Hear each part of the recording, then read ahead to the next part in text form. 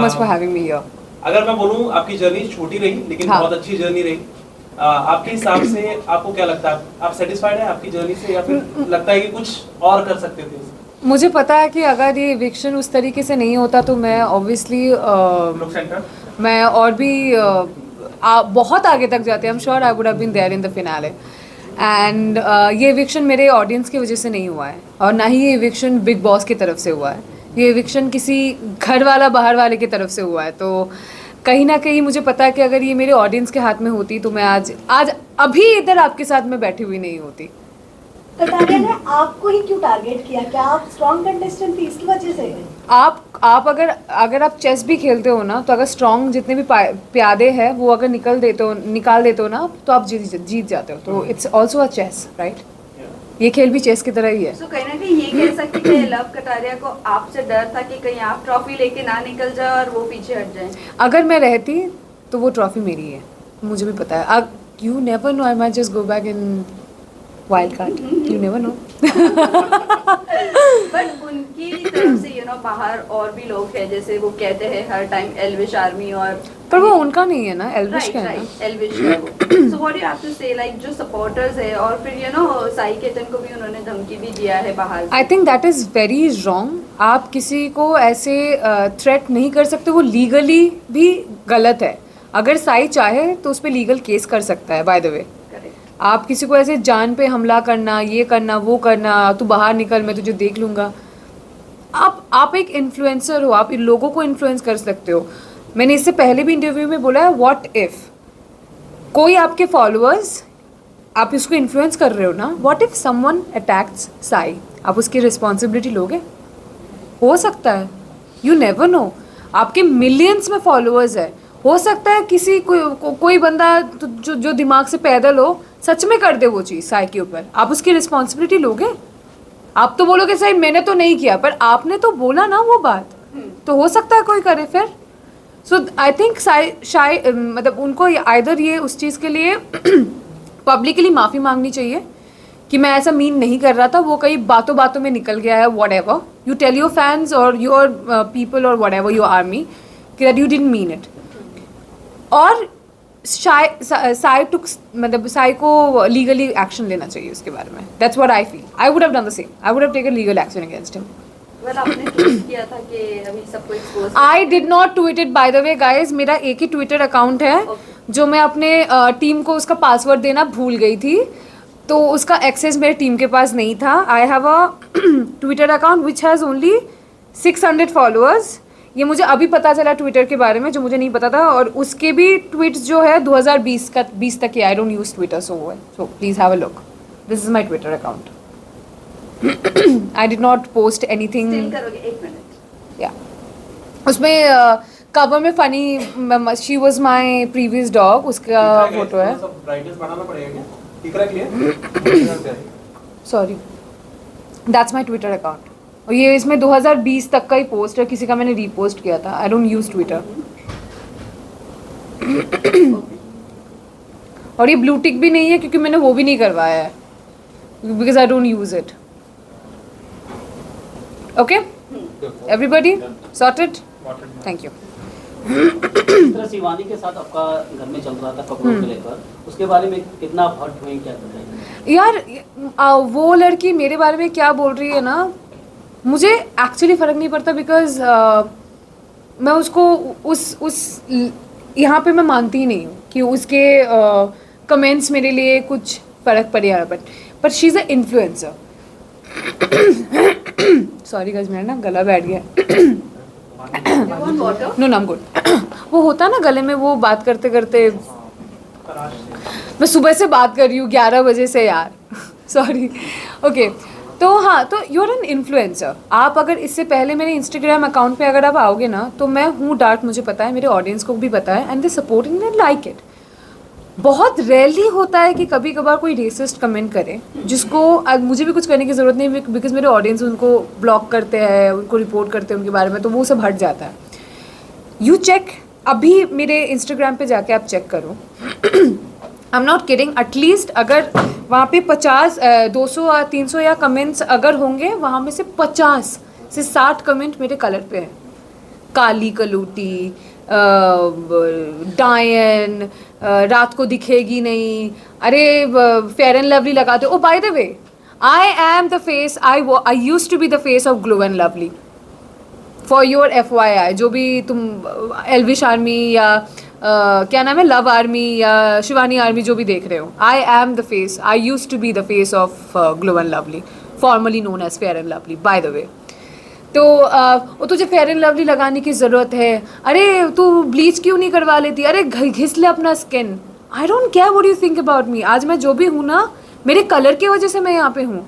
आज मैं अलग भी दिखती हूँ ना कैमरे पे, वो मेरे कलर की वजह से, और इस कलर के साथ मैं पैदा हुई हूँ।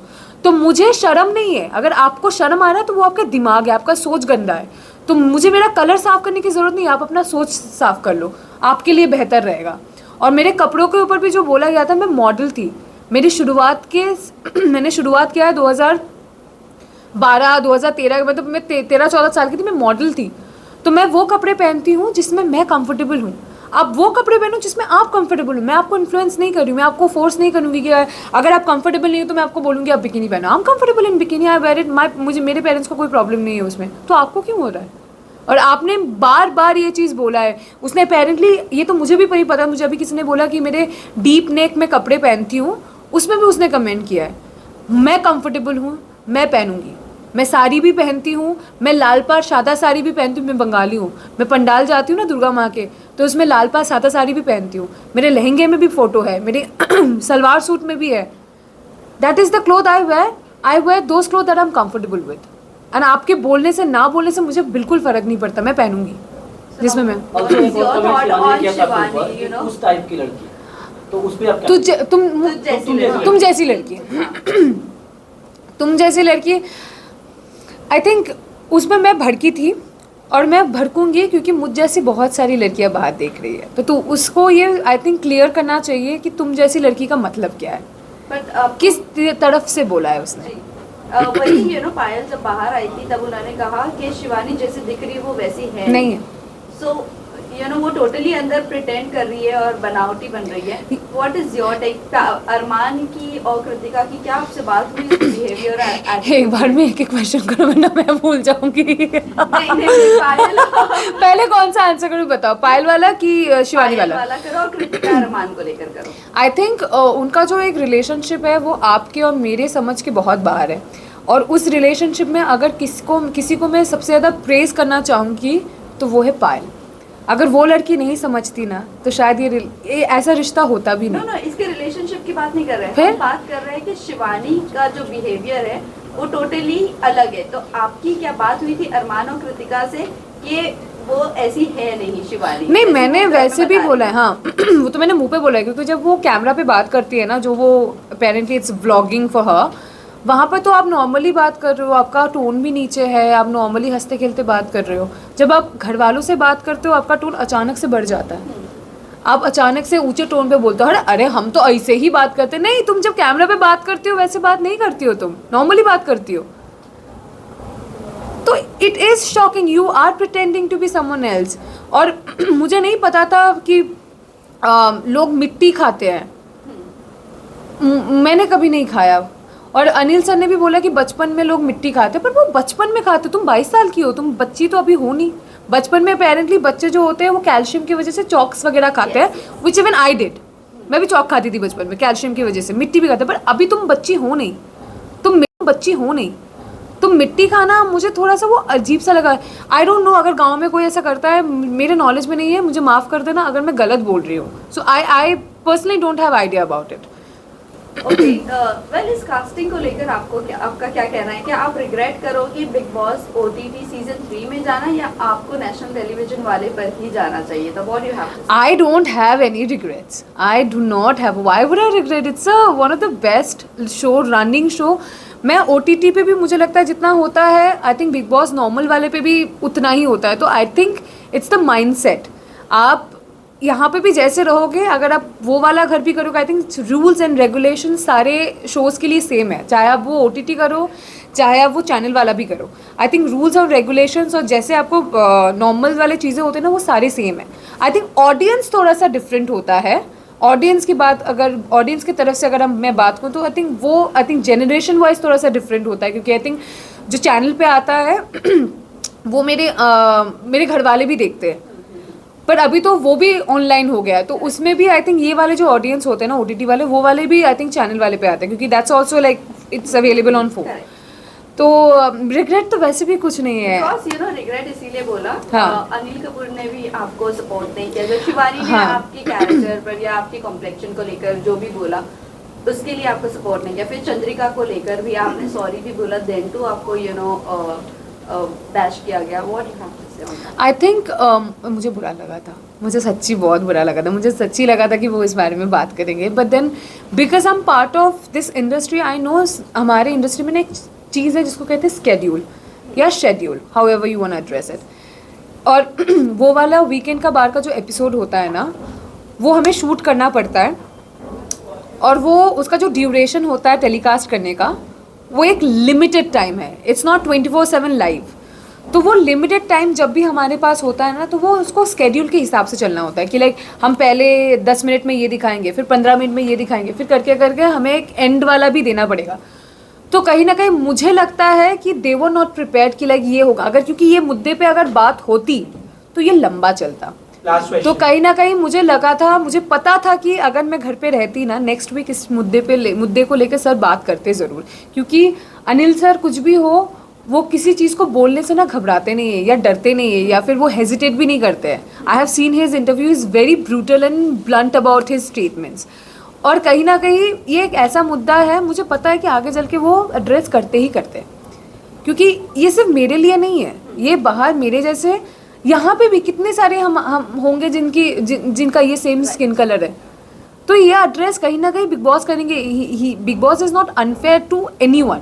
वो बहुत सोच के, और ऐसा नहीं है कि सिर्फ एक ही आदमी है जो सब चीज़ पे ध्यान रख रहा है। There are multiple people inside जिनका आँख 24 घंटे हम पे है। तो मुझे कहीं ना कहीं मुझे लगता है कि वो चीज़ आगे जाके एड्रेस होती या होगी, पता नहीं, बट आई थिंक वो दिन था नहीं, because I think they were also not prepared. Last 2 question. No, not last two, last one. किसके साथ बनाया? हाँ पे कि कोई एक सबसे अच्छा रिलेशन आपका? बस साई और सना सुल्तान भी स्पेसिफिक। वैसे नेजी और यू नो सना सुल्तान, सना मकबूल को लेकर आपका क्या ख्याल है? I don't know. लोगों को ऐसा लग रहा है कि सना मकबूल को क्रश आ गया है नेजी पर। What you have to say? No, I don't think so. I think she is playing her game. मुझे नहीं लगता वो, अरे वो लव और विशाल के लिए भी नहीं रुकी, उसके बारे में भी पीछे बात कर रही है, तो नेजी के पीछे क्या जाएगी? उसको जब जरूरत है she will use it and then she will go ahead with it. Even आपसे पहले पायल का भी एविक्शन हुआ, नीरज हाँ। का भी एविक्शन हुआ, लेकिन ऑडियंस का कहना था कि अनफेयर एविक्शन था, और अब आपका हुआ। तो आपको क्या लग रहा है, ये प्री प्लान है या फिर ऑडियंस की वजह से? मुझे आई डोंट नो नीरज भाई का और पायल का एविक्शन उनका वोट के हिसाब से हुआ था क्या?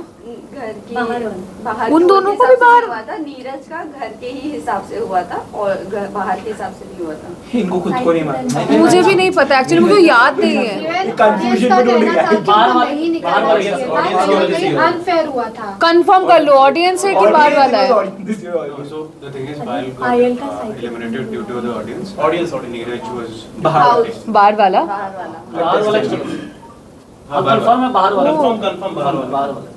तो आई थिंक ये थोड़ा सा मुझे लगता है कि बाहर वाला जब आपको नॉमिनेट करता है ना, somehow you feel bad because it's not by the audience। हम बिग बॉस में जाते हैं ऑडियंस के ऊपर भरोसा करके। मैं तो भाई पूरे ऑडियंस पे भरोसा करके गई थी, और मेरे पास उतना ऑडियंस है भी नहीं, पर फिर भी मैंने बोला कि जो लोग मुझे देखोगे मैं आगे जाऊंगी तो वहाँ पे भी जाके कोई ना कोई ऑडियंस बनेगा। तो मैं तो बिल्कुल उसके भरोसे पे गई थी। तो मुझे कहीं ना कहीं लगता है कि अगर मेरी ऑडियंस मेरे साथ होती तो मैं बाहर नहीं होती। वेल रणवीर बस- शौर्य को बस क्या thank you. जाना चाहिए था, बिकॉज उनको बहुत ज्यादा डिसरिस्पेक्ट किया जा रहा है and he is very senior in this industry. What you have to say on? Ranveer sir बहुत सीनियर है, और ये सबको ये बात समझना चाहिए कि बड़ों के साथ बड़ों की तरह बात करो। Until unless they make you feel uncomfortable और व्हाटएवर, वो दूसरी बात है। अगर वैसा है then you take your stand, अगर नहीं है respectfully speak to your elders. This is the least you can do. ये एटलीस्ट आपके घर पे भी यही सिखाते होंगे कि जो भी आपके बड़े हैं उनको उनसे ढंग से बात करो, रिस्पेक्टफुली बात करो, क्योंकि ये एक चीज़ है ना, ये आई थिंक अपब्रिंगिंग में बहुत ज़्यादा मैटर करता है, क्योंकि आप अगर देखोगे घर पे जो भी मुझसे छोटे थे और मेरे उम्र के हैं, मैं उनसे तू या तुम करके बात कर देती थी। जो भी मुझसे बड़े होते हैं, मैं आई ऑलवेज एड्रेस देम, और पहली बार अगर मैं उनसे मिलूँ तो I always address them as आप, क्योंकि that is something I have been taught by my family and I am blessed to have that family. तो आई थिंक ये थोड़ा सा ना वैसा है कि उनको थोड़ा समझना चाहिए, he is very senior, respectfully उनसे बात करो until unless he crosses path। फिर उसके बाद तुम भाई अपने हिसाब से बात करो, फिर तुम अपने हिसाब से वो चीज़ दो, but if he is being fair to you then just put respect, because he is a very senior actor. जब आप Thank you. जब आप घर से बाहर निकल रही थी, जब आप घर से बाहर निकल रही थी, एक मिनट, जब आप घर से बाहर निकल रही थी तो रणवीर साहब ने कहा था कि बाहर जाकर चिकन, वो सही है, वो सही है। मैंने देखा मटन खाएगी, मटन। मैं जिस दिन बाहर निकली आई हैड आइसक्रीम, मैंने पिज्ज़ा खाया था और मैंने मटन सीख कबाब खाए थे, पर मैं एक ही खा पाई थी, मेरा एपेटाइट बहुत कम हो गया, तो शायद उसकी वजह से मैं पतली भी रह सकती थोड़ी बहुत। मैं बहुत पतली हो गई हूँ। विनर किसको देख रही हैं आप?